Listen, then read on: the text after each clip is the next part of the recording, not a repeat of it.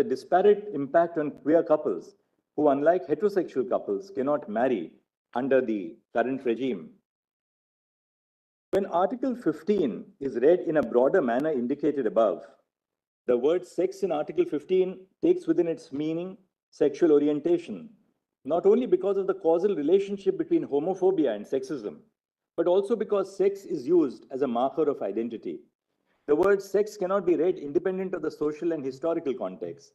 Thus, sex in Article 15 includes within its fold other markers of identity which are related to sex and gender, such as sexual orientation. Thus, the restriction on the right to enter into a union based on sexual orientation would violate Article 15 of the Constitution. The gender of a person is not the same as their sexuality. A person is a transgender person by virtue of their gender identity. A transgender person may be heterosexual or homosexual, or of any other sexuality.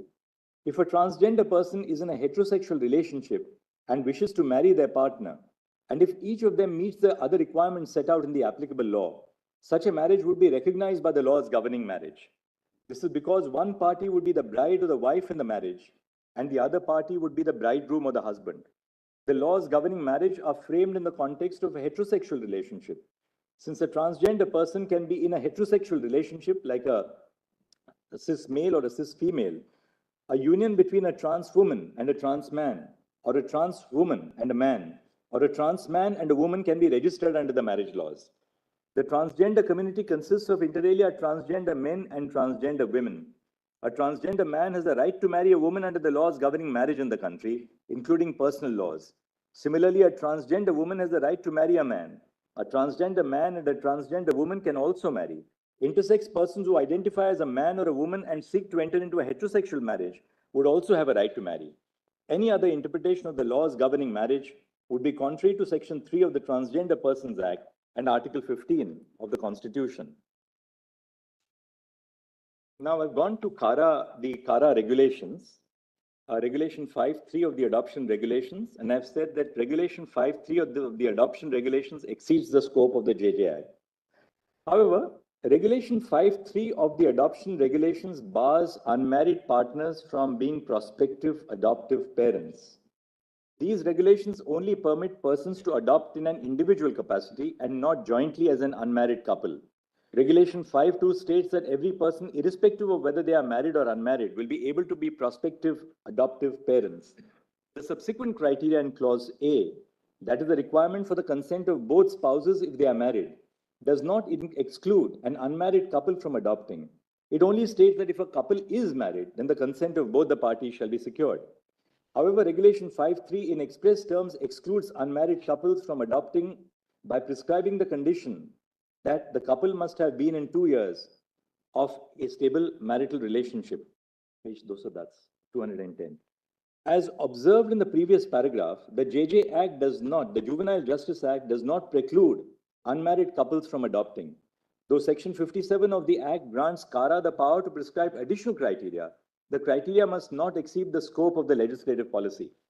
Neither the general principles guiding the JJ Act nor Section 57 in particular preclude unmarried couples from adopting a child. In fact, all the other criteria ensure the child's best interest. The Union of India has not proved that precluding unmarried couples from adopting a child, even though the same people are eligible to adopt in their individual capacity, is in the child's best interest.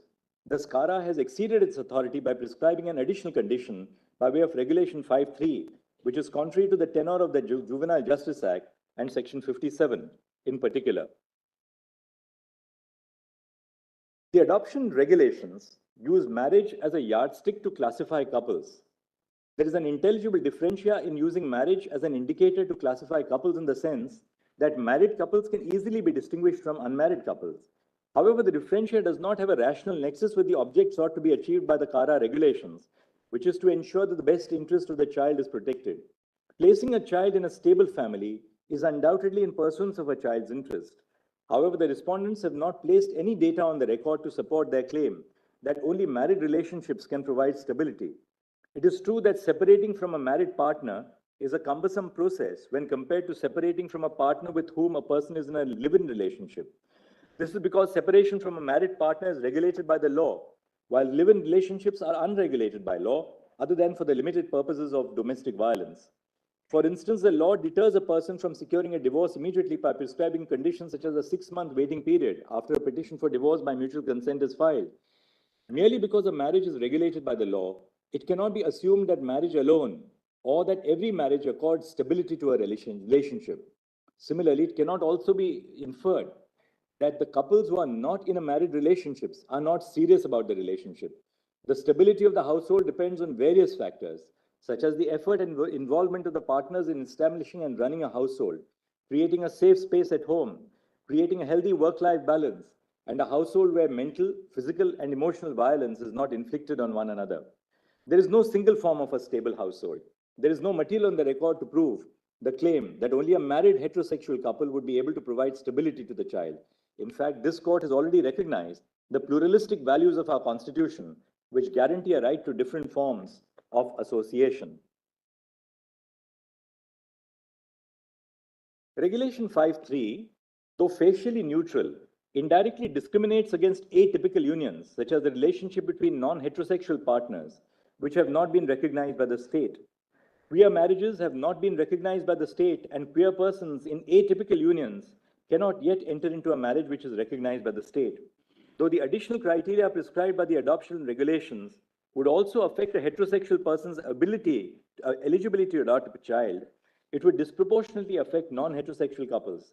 This is because the state has not conferred legal recognition to unions between queer persons in the form of marriage. Consequently, an unmarried heterosexual couple who wishes to adopt a child has the adoption of marrying to meet the eligibility criteria for adoption. However, this option is not available to queer couples. When Regulation 5.3 is understood in the light of this position, a queer person who is in a relationship can only adopt in an individual capacity. This exclusion has the effect of reinforcing the disadvantage already faced by the queer community. The law cannot make an assumption about good and bad parenting based on the sexuality of individuals. Such an assumption perpetuates a stereotype based on sexuality that only heterosexuals are good parents and all other parents are bad parents, which is prohibited by Article 15. This assumption is not different from the assumption that individuals of a certain class or caste or religion are better parents. In view of the above observations, the adoption regulation is violative of Article 15 for discriminating against the queer community.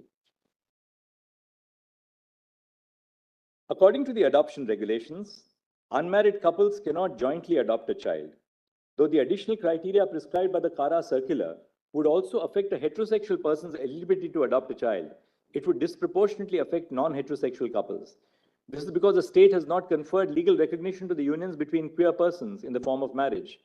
Consequently, an unmarried heterosexual couple who wishes to adopt a child has the option of marrying to meet the eligibility criteria for adoption. However, this is not an option for queer couples.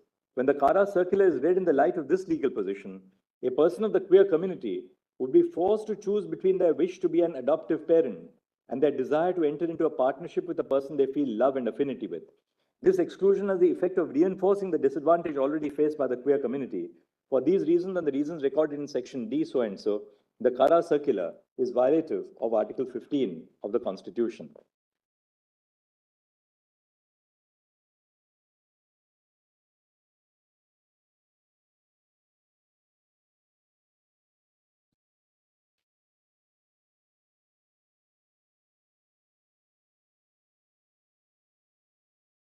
I've addressed myself to my disagreement with the scholarly judgment of my learned brother, Justice Bhatt.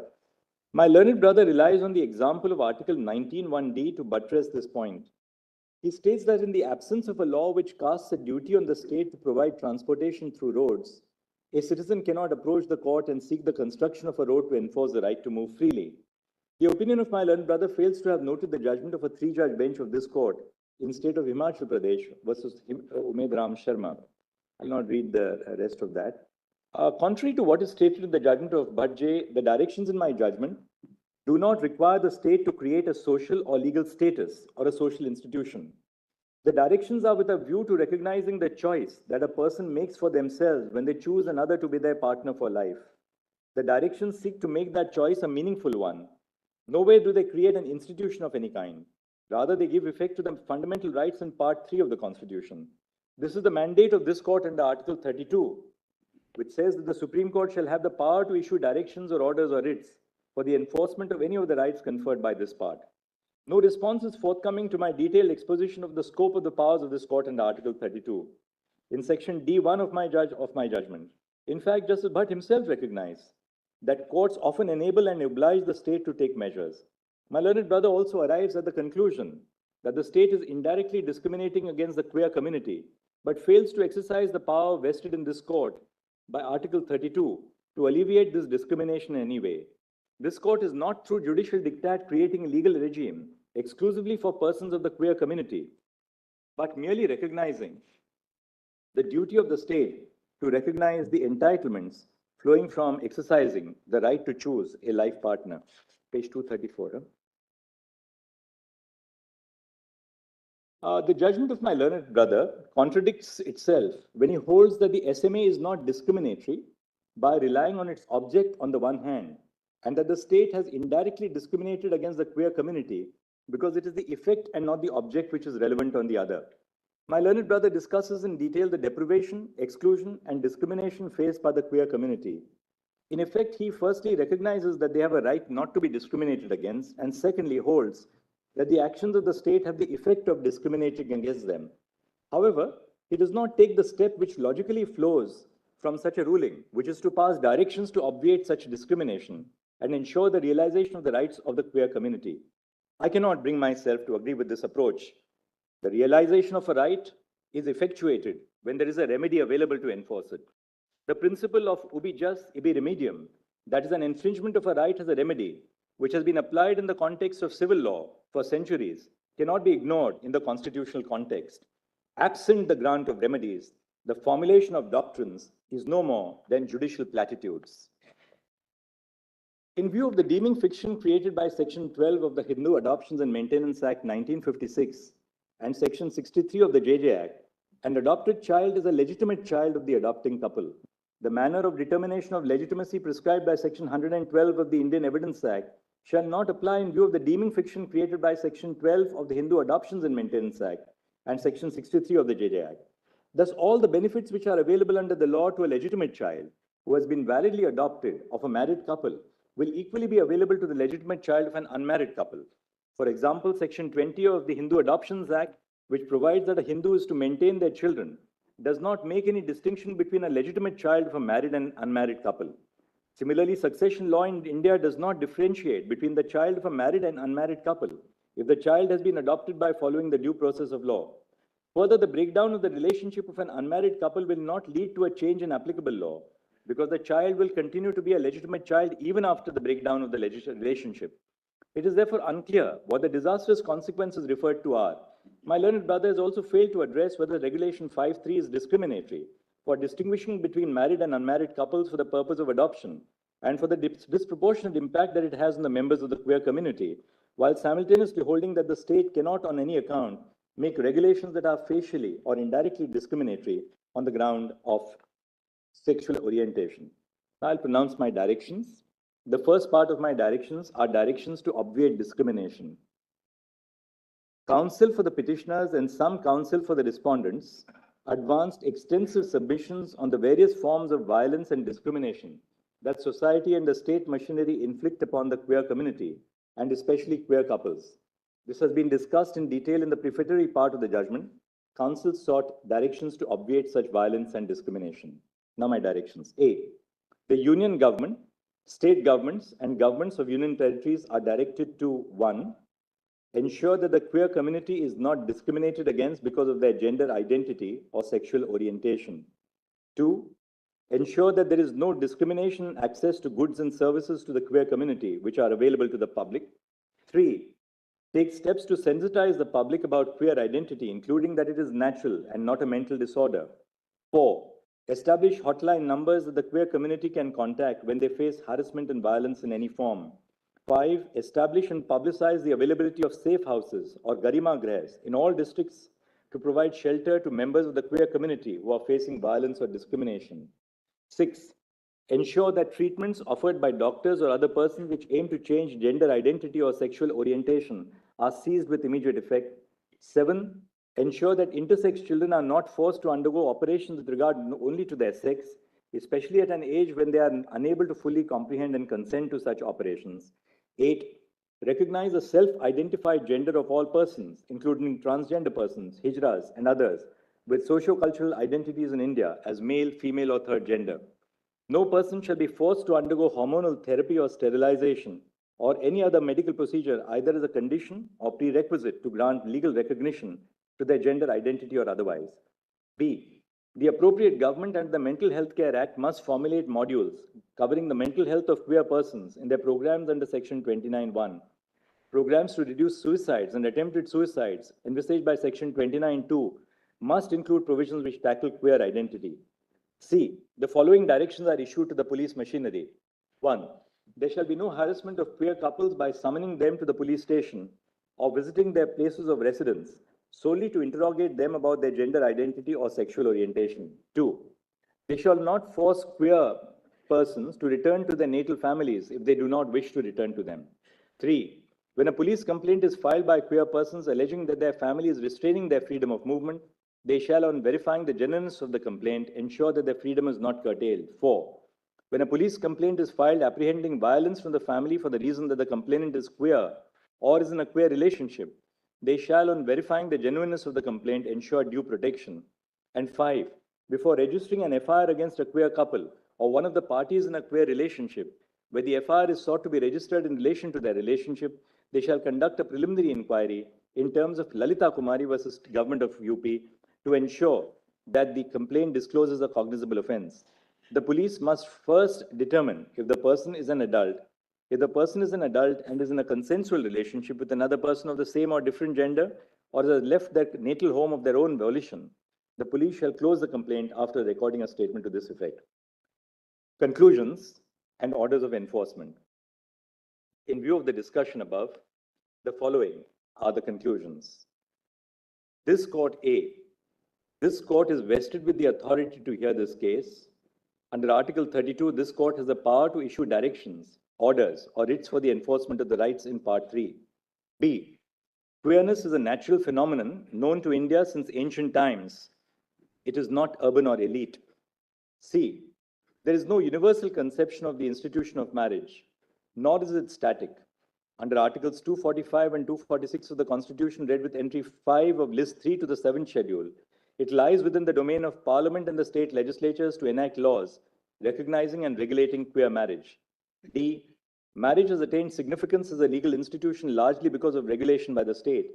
By recognizing a relationship in the form of marriage, the state grants material benefits exclusive to marriage. E. The state has an interest in regulating the intimate zone to democratize personal relationships. F. The issue of whether the Constitution recognized the right to marry did not arise before this court in Justice K.S. Puttaswamy, 9 judges, Shafin Jahan, and Shakti Vahini. G. The Constitution does not expressly recognize a fundamental right to marry. An institution cannot be elevated to the realm of a fundamental right based on the content accorded to it by law. However, several facets of the marital relationship are reflections of constitutional values, including the right to human dignity and the right to life and personal liberty. H. This court cannot either strike down the constitutional validity of the Special Marriage Act or read words into the Special Marriage Act because of its institutional limitations. This court cannot read words into the provisions of the SMA and provisions of other laws, allied laws, such as the Indian Succession Act and the Hindu Succession Act, because that would amount to judicial legislation. The court, in the exercise of the power of judicial review, must steer clear of matters, particularly those impinging on policy, which fall within the legislative domain. I. The freedom of all persons, including queer couples, to enter into a union is protected by Part 3 of the Constitution. The failure of the state to recognize the bouquet of entitlements which flow from a union would result in a disparate impact on queer couples who cannot marry under the current legal regime. J. In Article 15(1), the word sex must be read to include sexual orientation, not only because of the causal relationship between homophobia and sexism, but also because the word sex is used as a marker of identity, which cannot be read independent of the social and historical context. K. The right to enter into a union cannot be restricted based on sexual orientation. Such a restriction will be violative of Article 15. Thus, this freedom is available to all persons, regardless of gender identity or sexual orientation. L. The decisions in Navtej and Justice K.S. Puttaswamy, 9 judges, recognize the right of queer couples to exercise the choice to enter into a union. This relationship is protected from external threat. Discrimination on the basis of sexual orientation will violate Article 15. M. Transgender persons in heterosexual relationships have the right to marry under existing law, including personal laws which regulate marriage. N. Intersex persons who identify as either male or female have the right to marry under existing law, including personal laws which regulate marriage. O. The state must enable the LGBTQ community to exercise its rights under the Constitution. Queer persons have the right to freedom from coercion from their natal families, agencies of the states, including the police and other persons. P. Unmarried couples, including queer couples, can jointly adopt a child. Regulation 5.3 of the adoption regulations is ultra vires the Juvenile Justice Act, Articles 14 and 15. Regulation 5.3 is read down to exclude the word marital. The reference to a couple in Regulation 5 includes both married and unmarried couples as well as queer couples. The principle in Regulation 5.2a that the consent of spouses in a marriage must be obtained if they wish to adopt a child together is equally applicable to unmarried couples who seek to jointly adopt a child. However, while framing regulations, the state may impose conditions which will subserve the best interest and welfare of the child in terms of the exposition in this judgment. Q. In view of the interpretation of Regulation 5.3 of the adoption regulations, the issue of whether the CARA circular disproportionately impacts the queer community no longer arises. R. The union government, state governments, and governments of union territories shall not discriminate against the freedom of queer persons to enter into union with benefits under law. And S. We record the assurance of the Solicitor General that the union government will constitute a committee chaired by the Cabinet Secretary for the purpose of defining and elucidating the scope of the entitlements of queer couples who are in unions.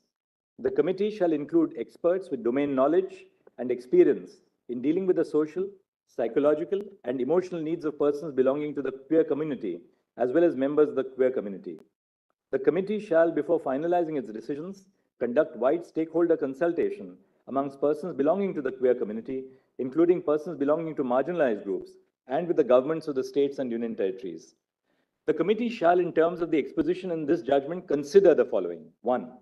Enabling partners in a queer relationship, A, to be treated as a part of the same family for the purposes of a ration card, and B, to have the facility of a joint bank account with the option to name the partner as a nominee in case of death. 2. In terms of the decision in Common Cause versus Union of India, as modified by Common Cause versus Union of India 2, medical practitioners have a duty to consult family or next of kin or next friend in the event of patients who are terminally ill and have not executed an advance directive. Parties in a union may be considered family for this purpose. 3.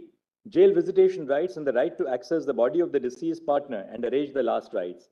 And 4. Legal consequences such as succession rights, maintenance, financial benefits such as under the Income Tax Act 1961, rights flowing from employment such as gratuity and family pension and insurance. The report of the committee chaired by the Cabinet Secretary shall be implemented at the administrative level by the union government and the governments of the states and the union territories.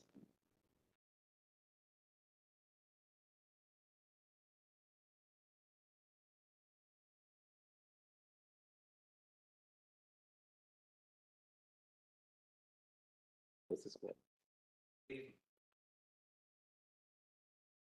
I've had the benefit of the exhaustive and erudite judgment of Chief Justice Chandrachud, which enumerates the prevalence of these relationships in history, the constitutional recognition of the rights to form union, in other words, what I categorize as civil unions, and the necessity of laying down guidelines to protect the non-heterosexual unions. In a way, this is a step forward from the decriminalization of private consensual sexual activities. However, the subject matter itself persuades me to pen down a few words while broadly agreeing with my brother's judgment. I've dealt with the historical prevalence of non-heterosexual unions. I've said that it is no longer res integra, that the duty of a constitutional court is to uphold the rights enshrined in the Constitution and not to be swayed by a majoritarian tendency or popular perceptions. This court has always been guided by constitutional morality and not by social morality. Pluralistic social fabrics has been an integral part of the Indian culture. I have referred to some observations from the Rig Veda and the Somdas Satya Sargra And then I've said the significant aspect is that the same-sex union were recognized in antiquity not simply as unions that facilitate sexual activity, but as relationships that foster love, emotional support, and mutual care. Uh, I've referred to some traditions in the Sufi traditions. Then I've said the marriage as an institution developed historically and served various social functions. It was only later in its long history that it came to be legally recognized and codified. However, these laws regulated only one type of social historical union, that is the heterosexual union. Um, it would thus be misconceived to claim that non-heterosexual unions are only a facet of modern social milieu. The objective of penning down this section is to provide perspective on the existence of non-heterosexual unions despite continued effort towards their erasure by heteronormity of majority. Um, the non-heterosexual unions are entitled to protection under a constitutional scheme. I've referred to the necessity of recognizing what I've categorized as civil unions. The judgment of the Chief Justice notes the right to form union is a feature of Article 19 and 21. Therefore, the principle of equality enumerated under Article 14 and 15 demand this right to be available to all regardless of sexual orientation and gender. Having recognized this right, this court has taken on board the statement of the learned Solicitor General to constitute a committee to set out the scope of the benefits available to such union. I agree with the Honorable Chief Justice. I have referred to the Special Marriage Act and discussed the statement and object and reason therefore. From the above, the SMA postulates a special form of marriage available to any person in India, irrespective of faith. Therefore, SMA provides a secular framework for solemnization and registration of marriage. It is here that I respectfully disagree with my brother Justice Bhatt that the sole intention of SMA was to enable marriage of heterosexual couples exclusively. To my mind, the stated objective of SMA was not to regulate marriages on the basis of sexual orientation. This cannot be so, as it would amount to conflating the differentia with the objective of the statutes. Although substantive provisions of SMA confer benefits only on heterosexual relationships, this does not automatically reflect the objective of the statutes. I said if the intent of the SMA was to facilitate interfaith marriages, then there would be no rational nexus to the classification it makes of excluding not heterosexual relationships. Uh, I've referred to the regulation of only heterosexual marriages would not be legitimate state objective, more so in cases where ex officio protected categories under Article 15(1) of the Constitution. However, I recognize, therefore, I have said that if this was so, the SMA would be violative of Article 14. However, I recognize that there are multifarious interpretative difficulties in reading the SMA to include marriage between non-heterosexual relationships. These have been enumerated in a significant detail in the opinions of both the Honorable Chief Justice and Justice Bhatt. I also agree that the entitlements devolving from marriage are spread across the proverbial spider web of legislations and regulations. As rightly pointed out by the learned Solicitor General, tinkering with the scope of marriage under SMA Act can have a cascading effect across these disparate laws.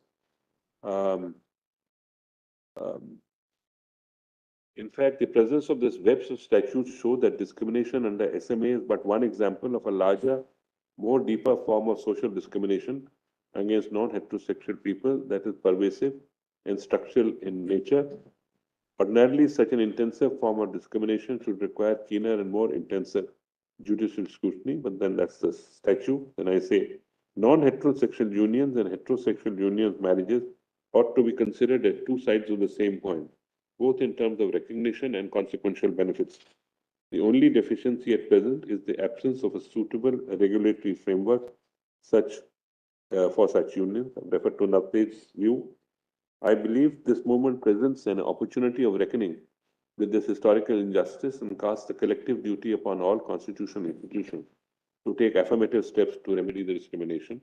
The next step in due course would be to create an edifice of governance that would give meaningful realization to the rights to enter into the union, whether termed as marriage or as unions. Then I referred to the interpreting statutes using constitutional principles. As noted above, the benefits pertaining to marriage are spread across several incidental legislation and regulations. These statutes presently do not explicitly extend to civil unions. However, now that we have recognized the right to enter into civil union, such statutes must be read in a manner to give effect to this right, together with the principles of equality and non-discrimination under Article 14 and 15. In other words, statutory interpretations must be in consonance with constitutional principles that are enumerated by this court. Needless to say, this should not detract from the committee's task of ironing out the nitty-gritties of the entitlement of civil union. This exercise is necessary to foster a greater coherence within the legal system as a whole, both inter-see the statutes and between statutes and the Constitution. I have referred to some views from how the German courts and the South African courts have dealt with these issues. Then I've referred to the interpretation on issue of public policy. I've said this technique of reading constitutional values should be used harmoniously with other canons of statutory interpretation. I've gone on to the need for anti-discrimination law. I wholeheartedly in agreement with the opinion of Honorable Chief Justice that there is need for separate anti-discrimination law, which inter alia prohibits discrimination on the basis of sexual presentation.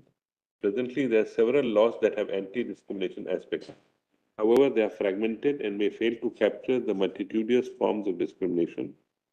Another compelling reason for a law that places the horizontal duty of anti-discrimination is provided by the spirit of Article 15, which prohibits discrimination both by the state and private actors. My suggestions for anti-discrimination law are as follows. First, such law should recognize discrimination in an intersectional manner. This is to say, in assessing any instance of discrimination, the court cannot confine itself to a singular form of discrimination. Instead, discrimination must be looked at as a confluence of factors, as identities in individual instances of oppression that intersect and create a distinct form of disadvantage. Discrimination laws can only be effective if they address the types of inequalities that have developed in a given society. Refer to the equal rights to equal love. The principle of equality mandates the non-heterosexual union are not excluded from the mainstream of socio-political framework. However, the next step would be to examine the framework itself.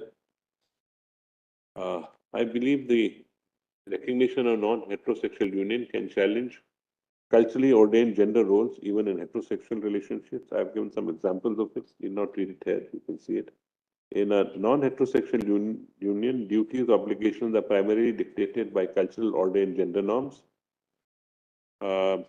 Legal recognition aids social acceptance, which in turn increases the queer participation in public space. Through the medium of legal recognition, queer persons will have a greater opportunity to be seen and heard in ways not previously possible. Queer expression will help facilitate an expansive social dialogue cutting across communities and generations. This dialogue will help us reimagine our relationships in a manner that emphasizes the values such as mutual respect, companionship, and empathy. Conclusion. Is this end where we have arrived? The answer must be an emphatic no. Legal recognition of non-heterosexual unions represents a step towards the marriage equality. At the same time, marriage is not an end itself. Our Constitution contemplates a holistic understanding of equality, which applies to all spheres of life. The practice of equality necessitates acceptance and protection of individual choices. The capacity of non-heterosexual couples for love, commitment, and responsibility is no less worthy of regard than the heterosexual couples. Let us preserve this autonomy so long as it does not infringe on the rights of the others. After all, it is my life in the song by Bon Jovi.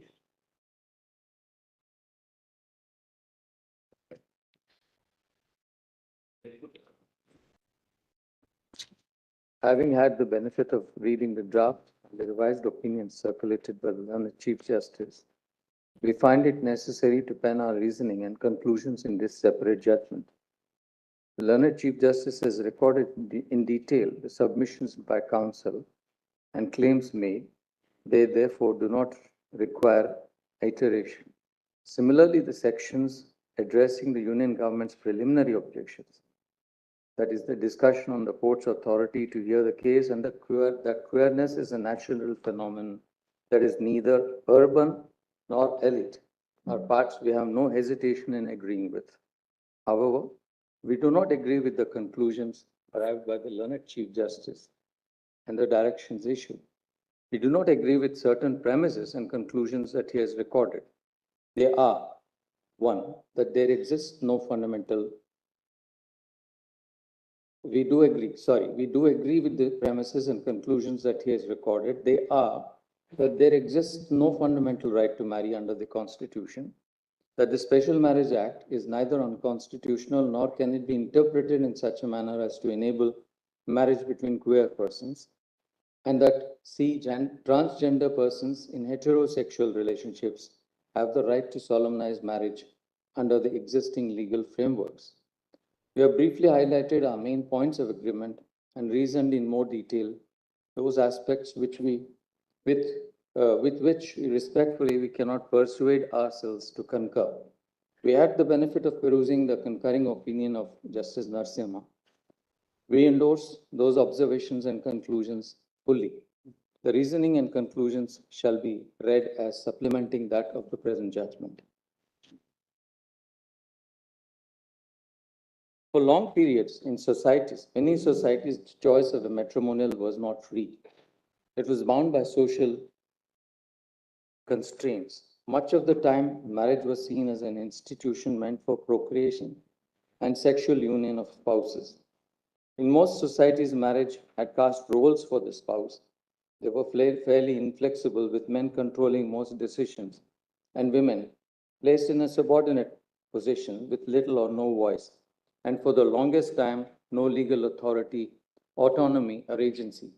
For millennia, custom, tradition, and law subordinated wives to husbands.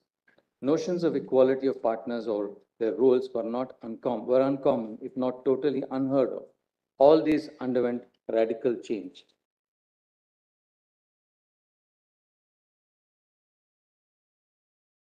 Legislative activity is aimed at bringing about gender parity through prohibiting prevailing practices that further inequality and sometimes even criminalize certain customs, resulting in legislations such as Equal Remuneration Act, the Dowry Prohibition Act, introduction of provisions in the criminal law which gave teeth to such provisions, such as Section 498, Section 113A and B of the Evidence Act, etc.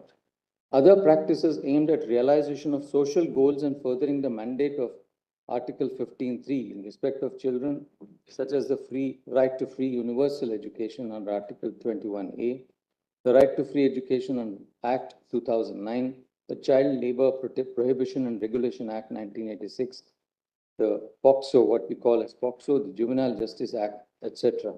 In all these, the Parliament or concerned legislatures donned the role of reformers and furthered the express provisions of the Constitution, enjoining state action in furtherance of Articles 15.2, 15.3, 17, 23, and 24. Marriage has historically been a union solemnized as per customs, a personal law tracing its origin to religious texts. Legislative activity in the personal law field so far has been largely, though not wholly, to codify prevailing customs and traditions and regulating them only where needed.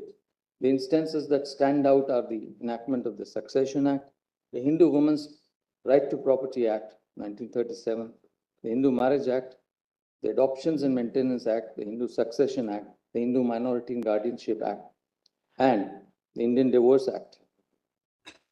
As amended, the Muslim Personal Law Sharia Application Act and the Anand Marriage Act, 1909. These laws mostly codified traditions and customs which existed, and also, to an extent, regulated marriages and succession laws. They also sought to introduce reforms. For the first time, monogamy was enacted as a norm applicable to all Hindus. Likewise, the option of divorce was enacted together with grounds on which other remedies such as judicial separation and maintenance could be sought. Further, the minimum age of marriage was also enacted through provisions in various personal laws and enforced through the Prohibition of Child Marriage Act.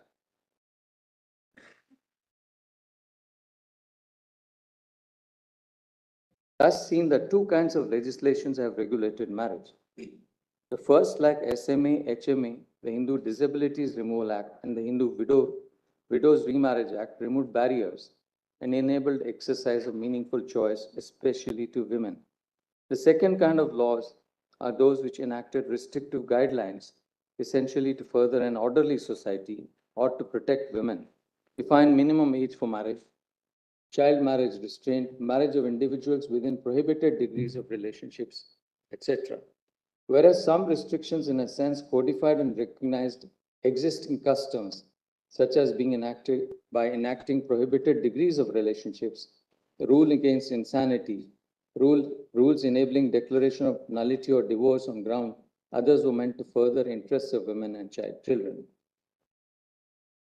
Such reforming and codification, however, did not cover the entire field. For instance, in the field of succession and inheritance, the Hindu Succession Act enacts only certain broad features, leaving untouched the rights of various communities and sections of Hindus to work out their rights in succession, the joint family, and co-parcenary property. And this unwritten codified law is enforced not only in regard to inheritance, but also in the field of taxation. Likewise, the law accommodates and accords primacy to customs. Similarly, also recognizes customary divorce amongst Hindus. Neither the Hindu Marriage Act nor the Hindu Succession Act apply to members of tribal communities.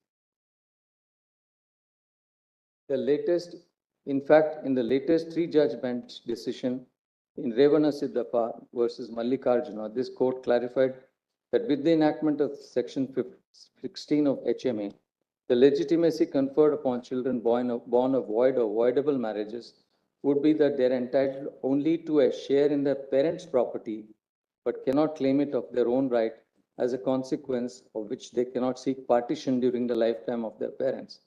The court also held that they cannot claim any rights other than what was expressly provided for. Thus, uncodified law and custom was upheld.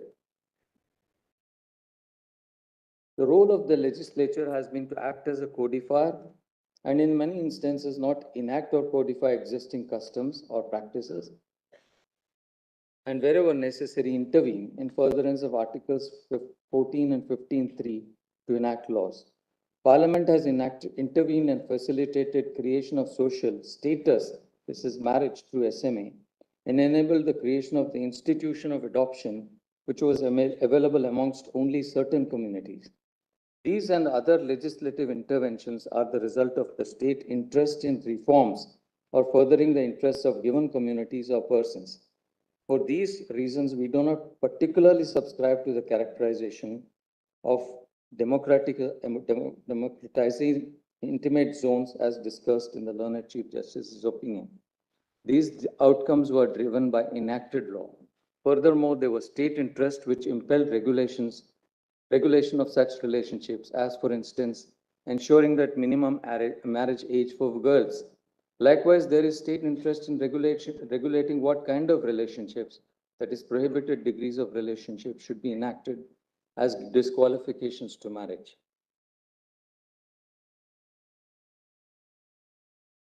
Then there is a discussion or summation of the jurisprudence on Article 21 and the various facets which this court has recognized, such as privacy, choice, autonomy, and dignity. Then we move on. The court's intervention in oft-cited decisions on behalf of the petitioners has been to protect citizens or those approaching them against threats of violence. The instances are Shakti Vahini, Lata Singh, Shafin Jahan, Lakshmi Bai Chandragi, etc.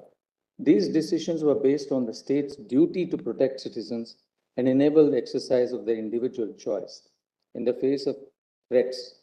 Other decisions, that is Joseph Shine, Navtej, and Independent Thought, were instances where specific provisions that criminalized or made exceptions to criminal behavior were struck down or read down in the enforcement of fundamental rights. That is Articles 14, 15, and 21. Along the way, Puttaswamy articulated the broadest right to privacy, which embraces within its fold the right to exercise one's choice of a life partner and to lead the life free from external barriers. This court has recognized that marriage is a social institution. As elaborated in Part 1, marriage existed and exists historically and chronologically in all of the senses because people married before the rise of the state as a concept. Therefore, marriage as an institution is prior to the state, it precedes it. The status is still not one that is conferred by the state, unlike the license regime in the US.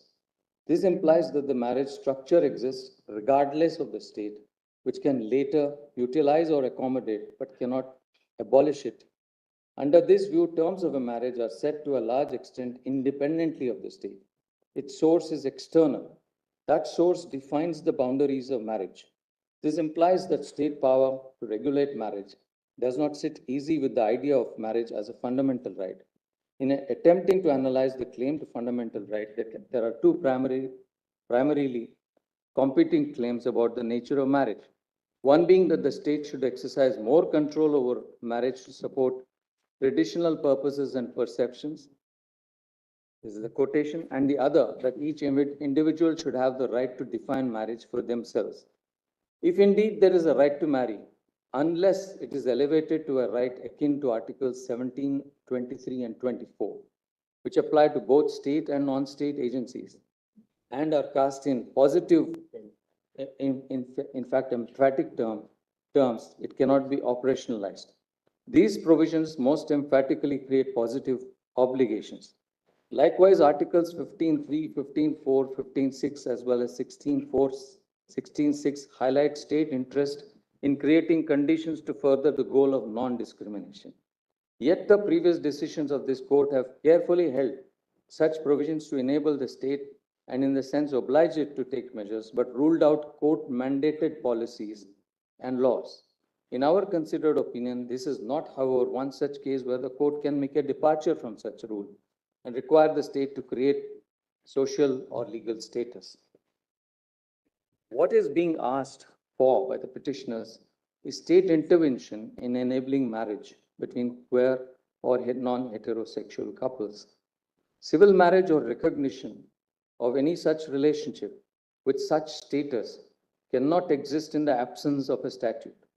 The demand hence is that of a right of access to a publicly created and administered institution. There is a paradox here or a contradiction which runs to the root of the issue and weighs on this court's mind heavily, in that the creation of the institution here depends on state action, which is sought to be compelled through the agency of this court.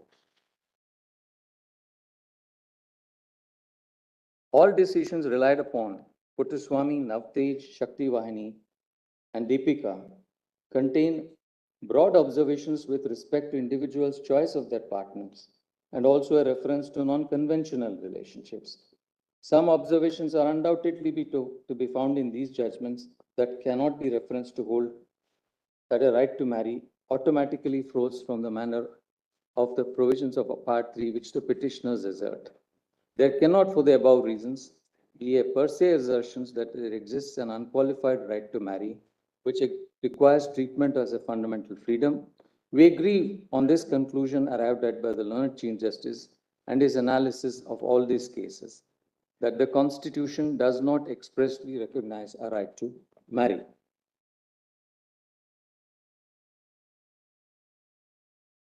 While we agree that there is a right, which we characterize as a right to a relationship, which is recognized in Navtej, that the queer couples and other relationships of that kind can have a union. We characterize it as a right to relationship to avoid confusion. We squarely recognize that it falls within Article 21, as already recognized in these cases. The right to relationship here includes the right to choose a partner, to cohabit and enjoy physical intimacy with them, to live the way they wish to, and the other rights that flow from the right to privacy, autonomy, and dignity. They are, like all citizens, entitled to live freely and express this choice undisturbed in society. Whenever the right to enjoyment of such relationship is under threat of violence or coercion, the state is bound to extend necessary protection. That is the natural consequence of this court's judgments in Navtej, Puttaswamy, etc. If it is agreed that marriage is a social institution with which the state is unconcerned, except to the limited state interest in regulating some aspects of it, does it follow that any section of the society, leaving aside the issue of rights of non-heterosexual couples, which wishes for the creation of a like social institution, or even an entry into a zone which is not popular or otherwise does not fall within the institution of marriage, can seek relief of its creation by court intervention?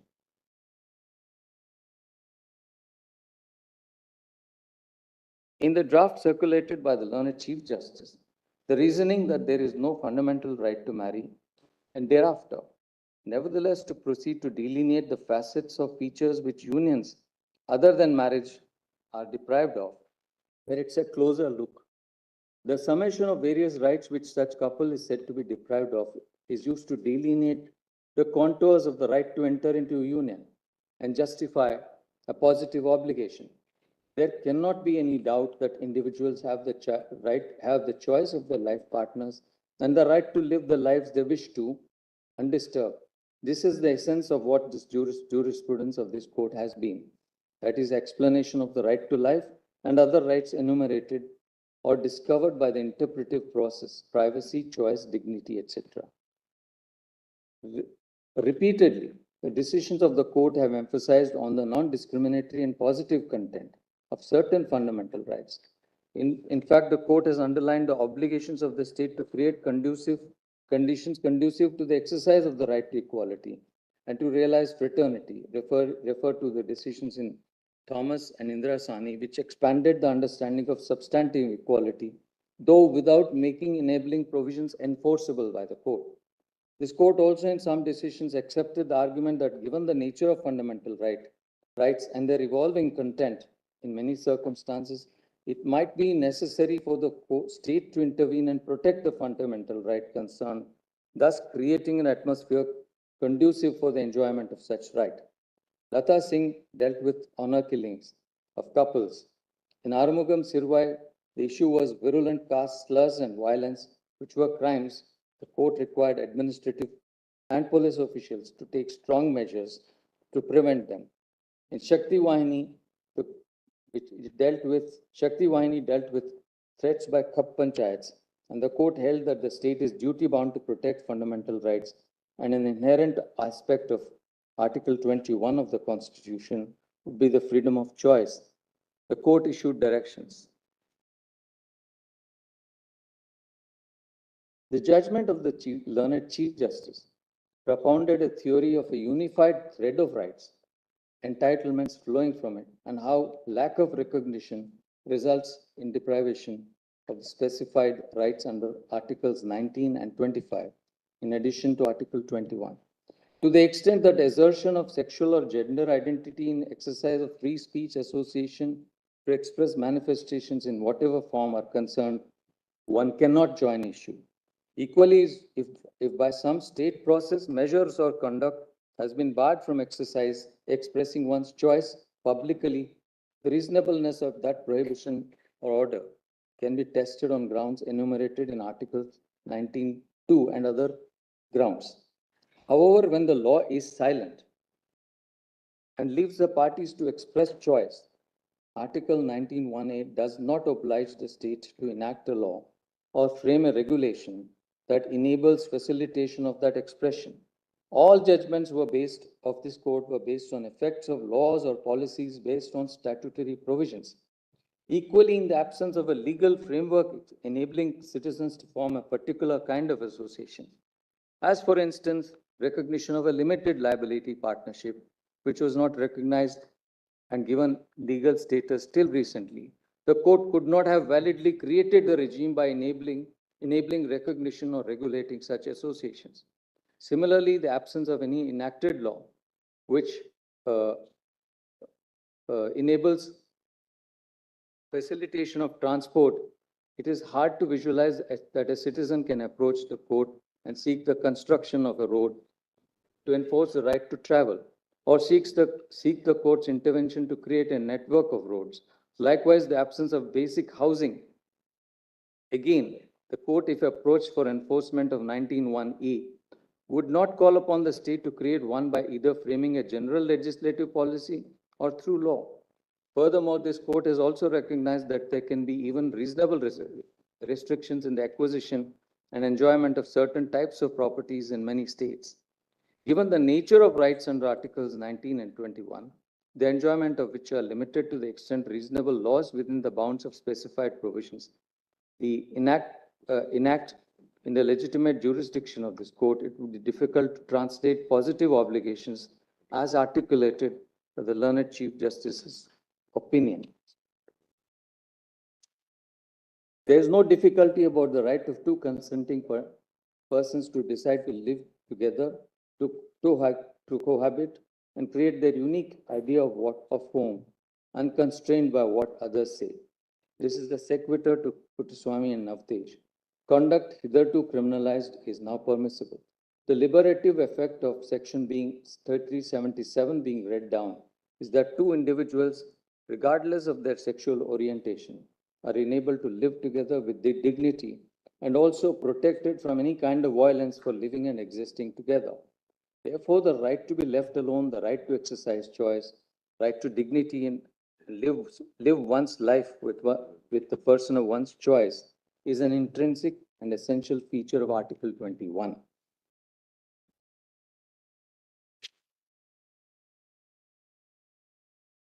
Even if we want to, for argument's sake, recognize an entitlement under the Constitution to enter into an abiding cohabitational relationship or union, in our opinion, it cannot follow to a claim for an institution. There are almost intractable difficulties in creating, through judicial orders or diktat, a civil right to marry or a civil union, no less of the kind that is sought by the petitioners. Ordering a social institution or rearranging existing social structures by creating an entirely new kind of parallel framework for queer couples would require conception of an entirely different code, a new universe of rights and obligations. This will entail fashioning a regime of state registration of marriage between queer couples, the conditions for a valid and matrimonial relationship amongst them, spelling out eligibility conditions such as minimum age, relationships which fall within prohibited degrees, grounds for divorce, right to maintenance, alimony, etc. The learned chief, as a result, with due respect, we are unable to agree with the conclusions of the learned Chief Justice with respect to tracing the right to enter into or form unions from the right of freedom of speech and expression, the right to form associations, along with right any other corresponding positive obligation. It is reiterated that all queer couples have the right to relationship and choice of partner, right of cohabitation as an integral part of choice linked to their privacy and dignity. Any further discussion on the rights which consenting partners may exercise is unnecessary. No one has contested that two queer couples have the rights enumerated under Articles 19(1)(a), C, and D, or even the right to conscience under Article 25. The elaboration of these rights to say that the exercise of choice to such relationships renders these meaningful, and that the state is obligated to recognize a bouquet of entitlements which flow from such abiding relationship of this kind is not called for. We therefore respectfully disagree with that part of the learned Chief Justice's reasoning, which forms the basis for some of the final conclusions and directions recorded in his judgment.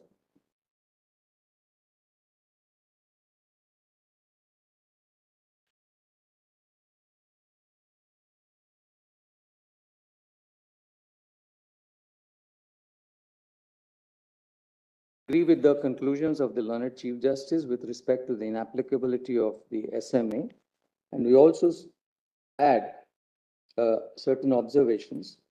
A gender-neutral interpretation of SMA and its provisions, much like many seemingly progressive aspirations, may not really be equitable at times and can result in women being exposed to unintended vulnerability, especially when genuine attempts are made to achieve a balance in a social order that traditionally was tipped in favor of cis heterosexual men.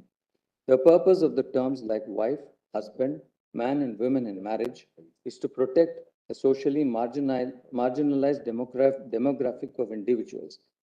For instance, women facing violence by their partner have a right to recourse under the Domestic Violence Act, which assures and is meant to assure that the victims are safeguarded and provided relief. In fact, provisions of SMA for alimony maintenance confer rights to women. Likewise, certain grounds of divorce, conviction of husband for bigamy, rape, etc., entitle the wife additional grounds. Other provisions enact separate degrees of prohibited relationships. Section 4C uses the term husband and wife. There are other provisions which deal with, which specifically used gendered terms. The general pattern of these provisions, including the specific provisions enabling or entitling women certain benefits and the effect of sections 19 to 21A, is that even if for argument's sake, it were accepted that section 4 could be read in gender neutral terms, the interplay of other provisions which could apply to such queer couples in such cases would lead to anomalous results, rendering the SMA unworkable.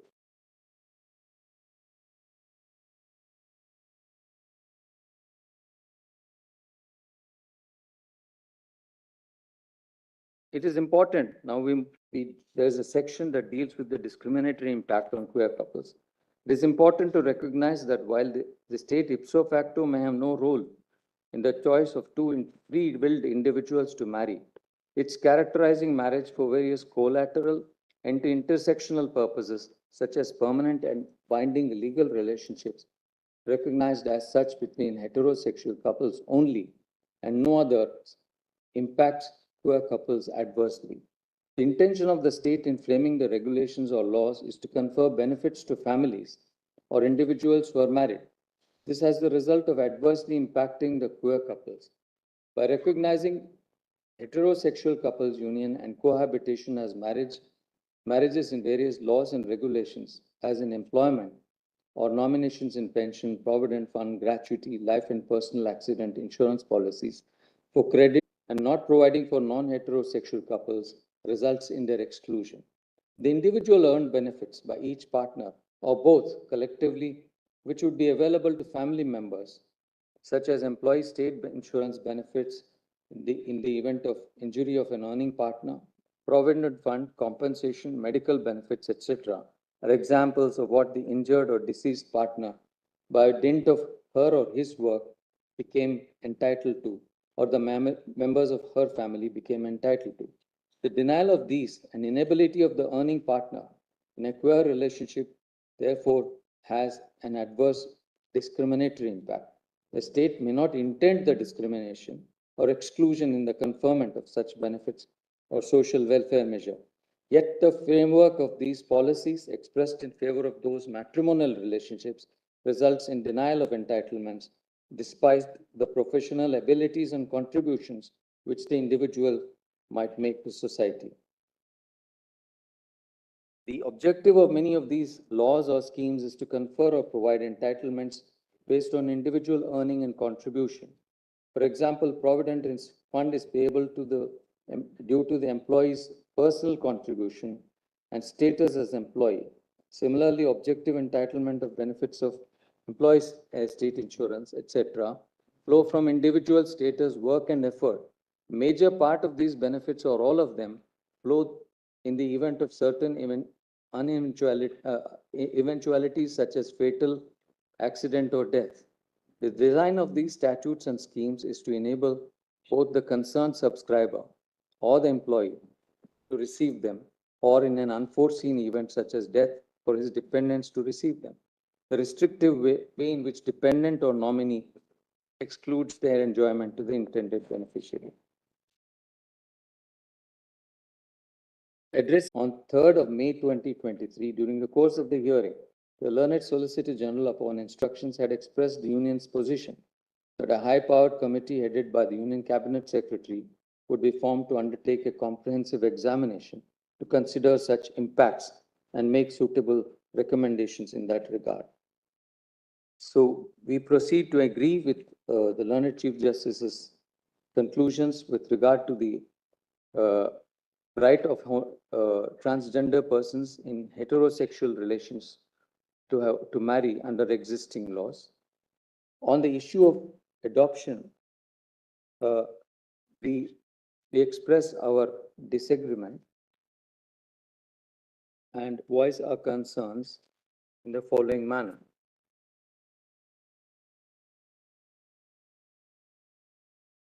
We have voiced our concerns and laid it out in some detail, which I do not wish to uh, read. This is not to say that unmarried couples, whether queer or heterosexuals, are not capable or suitable to be adoptive parents. However, once the law permits, as it has done, adoption by both single individuals, the likelihood of their joining and cohabiting cannot be ruled out. In such event, de facto family unit can and does come about. The underlying assumption in the law as exists is that such unmarried, heterosexual, or queer couples should not adopt. It needs to be closely examined. Similarly, the needs of such couples to have and raise a family in every sense of the term has to be accommodated within the framework of the law. The existing state of affairs, which permits single individuals to adopt and later live as a couple in exercise of their choice, in effect deprives the children of such relationships various legal and social benefits which are otherwise available, given the objective of to a married couple. In other words, given the objective of Section 57, the state as parents patriae needs to explore every possibility and not rule out any policy or legislative choice to ensure the maximum welfare and benefits reach the largest number of children in need of safe and secure homes with a promise for their fullest development.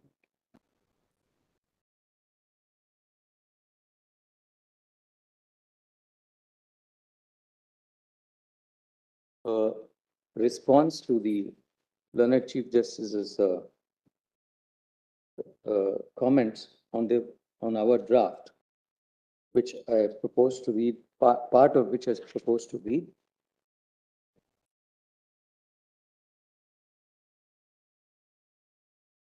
This court's observations with respect to the learned Chief Justice's reasoning centered around the enunciation of the bouquet of rights emanating from various provisions and locating an obligation has to be seen in the backdrop of the unanimous view of this court that the fundamental right to marry is not found within the Constitution.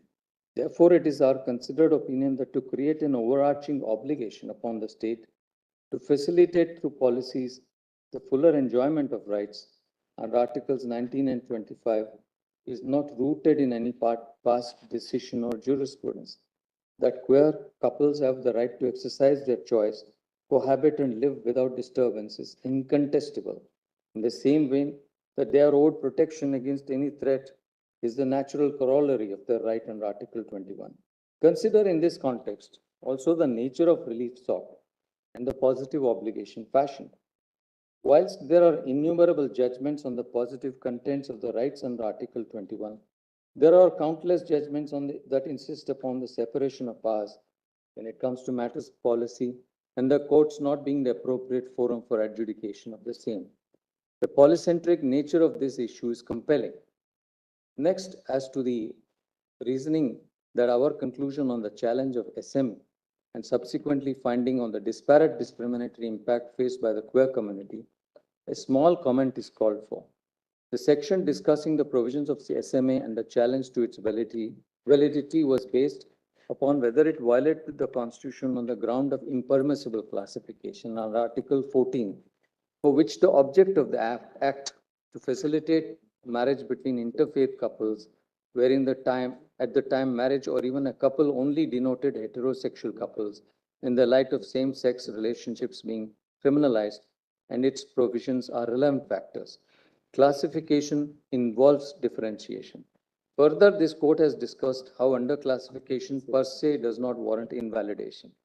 In contrast, in the later segment on discriminatory impact, the issue that this court was considering was not reasonable classification, but impact upon queer couples through neutral laws or regulations that they encounter in their everyday lives, the purpose of which or even their substantive provisions have nothing to do with marriage. It is rather to confer other benefits, many of which are earned or accrued on account of individual skill. Yet the framing of these benefits or their intended beneficiaries were articulated in terms of entitlement to families or spouses. tends to exclude from its ambit queer couples. When such queer couples are entitled to benefits wherever they fulfill other eligibility criteria, it is the disparate impact of these neutral laws in the disbursement of entitlements or benefits which is seen through the effect or impact lens. Therefore, the discussion on constitutionality of SME is markedly different from the section on discriminatory impact in certain points for queer couples as they have no avenue for marriage like heterosexual couples. In the latter, the impact of various laws were pointed as starting point for the state to take remedial action.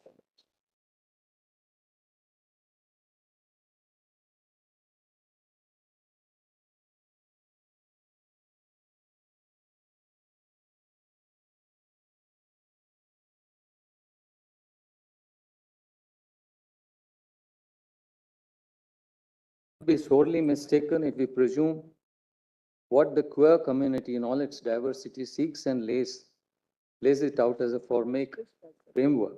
Many may welcome civil unions as a pragmatic first step, while some may find it yet to be another inequitable solution to the feeling of exclusion that persists in society against this community, and one which simply repackages the stigmatization felt. Many may desire marriage as understood in the traditional sense to escape their societal realities, a form of financial and social emancipation from opposing natal families, or diametrically opposite to assimilate and gain more social acceptance.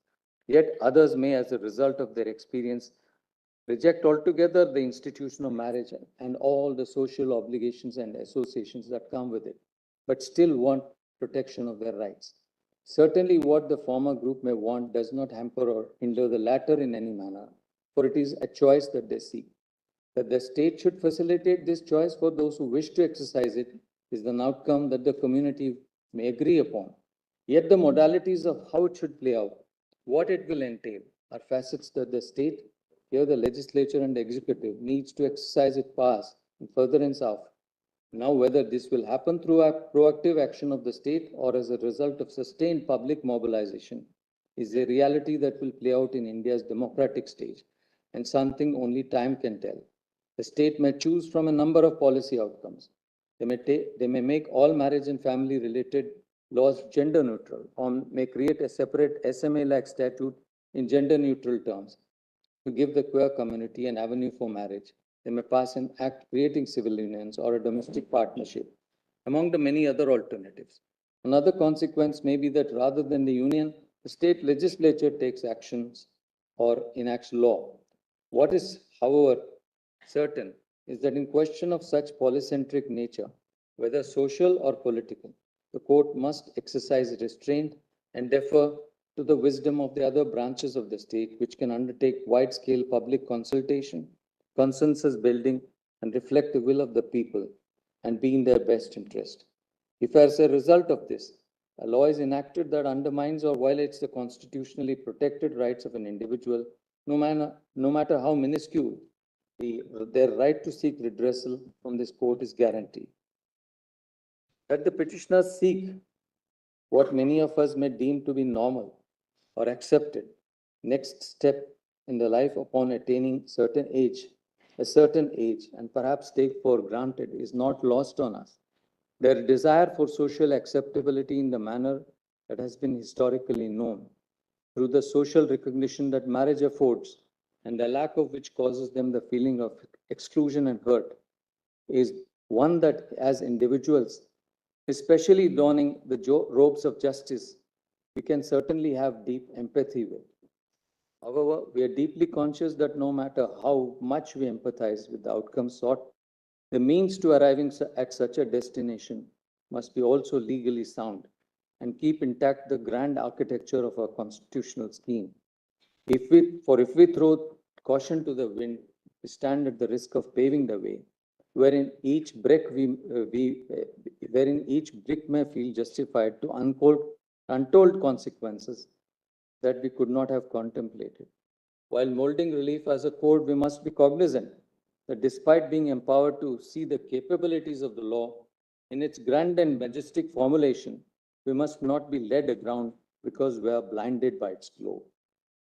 Now I pass on to read the conclusions and the final directions that we have summarized. The court hereby summarizes its conclusions and directions as follows. There is no unqualified right to marriage except that recognized by statute, including the space left by custom. 2. An entitlement to legal recognition of the right to union, akin to marriage or civil union, or conferring legal status upon the parties to the relationship can be only through enacted law.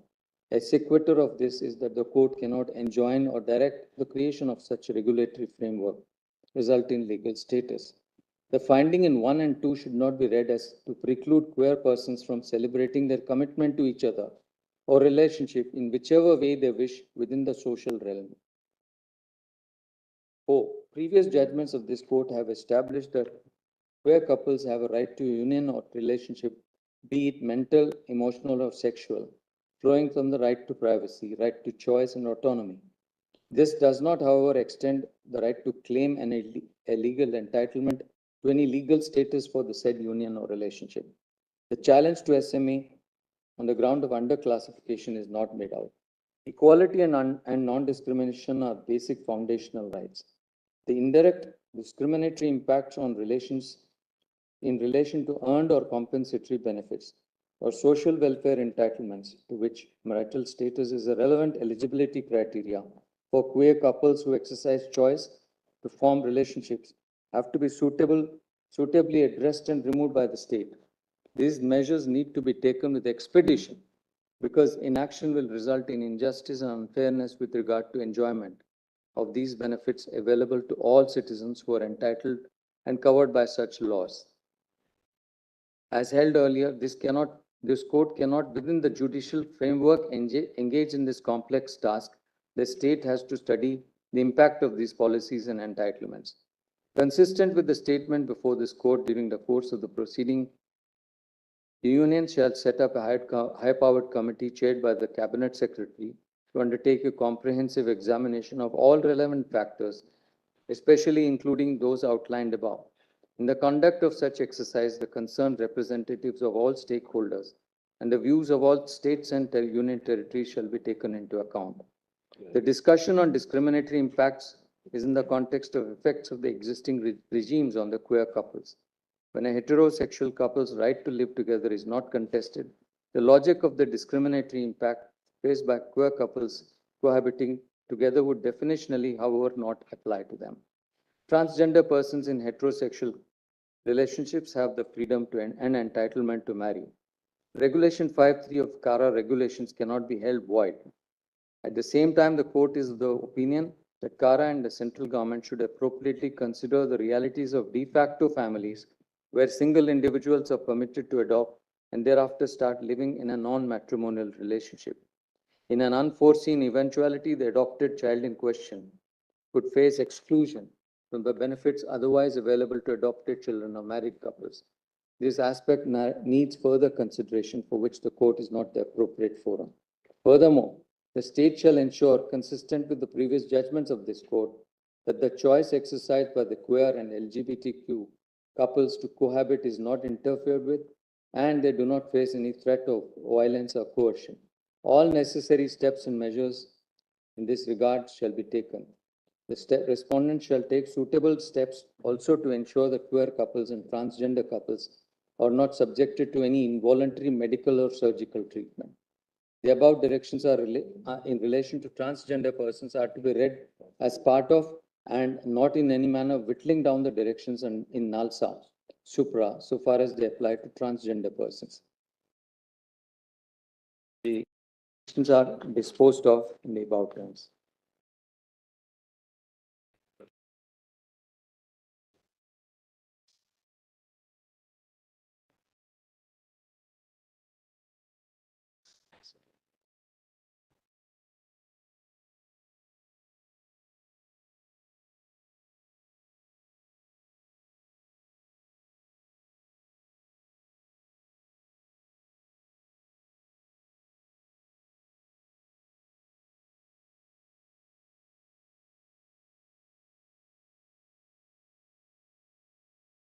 View of Brother Ravi Bhatt as stated in the judgment.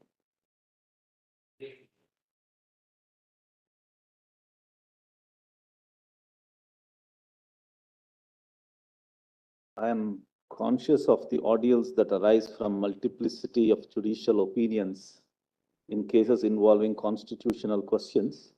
Here I consider it worthwhile to pen the present opinion given the significant nature of the questions involved. Polyvocality in the exercise of adjudicatory function may not necessarily be viewed with discomfort if complemented with judicial discipline.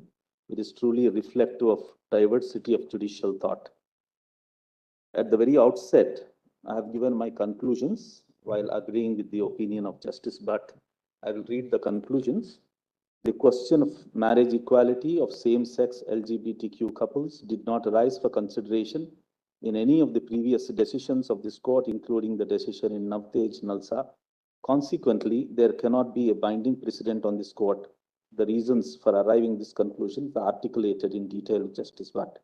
The rights of LGBTQ persons that have been hitherto recognized by this court are the rights to gender identity, sexual orientation, the right to choose a partner, cohabit and enjoy physical and mental intimacy. In the exercise of these rights, they have full freedom from physical threat and from coercive action, and the state is bound to afford them full protection of law in cases these rights are in peril. Third, there is no unqualified right to marriage guaranteed by the Constitution that qualifies it as fundamental right. I have given my detailed opinion. In one paragraph, I would read that. In my considered opinion, the institutional space of marriage is conditioned and occupied synchronously by legislative interventions, customary practices, and religious beliefs. The extant legislative accommodation of customary and religious practices is not gratuitous and to some extent conditioned by the right to religion and right to culture, constitutionally sanctified in Article 25 and 29 of the Constitution. This synchronously occupied institutional space of marriage is a product of our social and constitutional realities, and therefore, in my opinion, comparative judicial perspectives offer little assistance. Given this nature of marriage as an institution, the right to choose a spouse and the right to a consenting couple to be recognized within the institution of marriage cannot but be said to be restrictive. Coming back to the conclusion, right to marriage is a statutory right, and to the extent it is demonstrable, a right flowing from a legally enforceable customary practice. In the exercise of such rights, statutory or customary, the state is bound to extend the protection of law to individuals so that they can exercise their choices without fear and coercion. This, in my opinion, is the real import in the decision in Safin Jahan and Shakti Vahani. The constitutional challenge to Special Marriage Act 1954 and Foreign Marriage Act must fail for the reason indicated in the opinion of Justice Butt. Similarly, Justice Butt also rightly finds the semantic impossibilities of gender-neutral constructions of the Special Marriage Act and Foreign Marriage Act. On both E and F of his opinion, Justice Butt has exhaustively as to the reasons that they need not now be supplemented. I find no right to civil union or an abiding cohabitational relationship conferring a legally enforceable status cannot be situated within Part 3 of the Constitution. On this count, I too agree with Justice Butt, but I have supplemented it, in my opinion, having considered that there exists no unqualified right to marry. In the ordinary course, no occasion would have arisen for any further deliberation.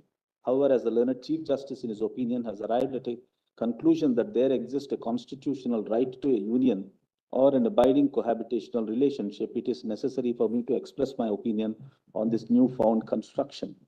The learned Chief Justice locates components of the right to union or an abiding cohabitational relationship under Articles 19(1)(a), C, E, 21 and 25 of the Constitution. In my opinion, it would not be constitutionally permissible to identify a right to a union or an abiding cohabitational relationship mirroring the institution of marriage. The learned Chief Justice identifies tangibles and intangible benefits, that is, bouquet of entitlements that arise from state recognition and regulation of marriages.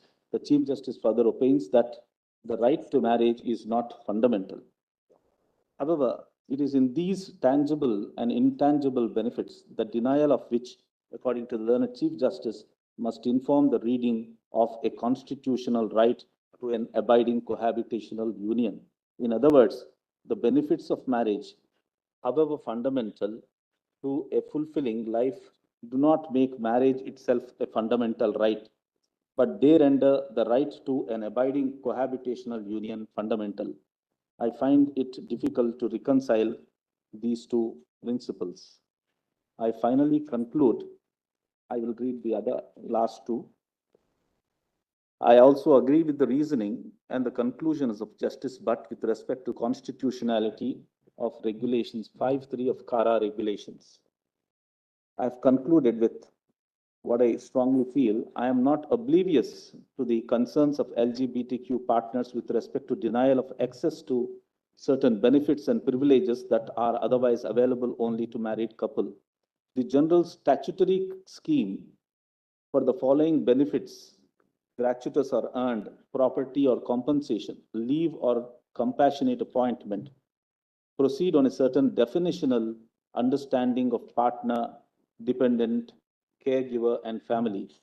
In that definitional understanding, it is no doubt true that certain classes of individuals, same-sex partners, live-in relationship, and non-intimate caregivers, including siblings, are left out. The impact of some of these definitions is iniquitous and sometimes discriminatory. The policy considerations and legislative frameworks underlining these definitional contexts are too diverse and to be captured and evaluated within a singular judicial proceedings. I am of the firm belief that a review of the impact of the legislative framework on the flow of such benefits requires a deliberative and consultative exercise, which exercise the legislature and executive are constitutionally suited and tasked to undertake.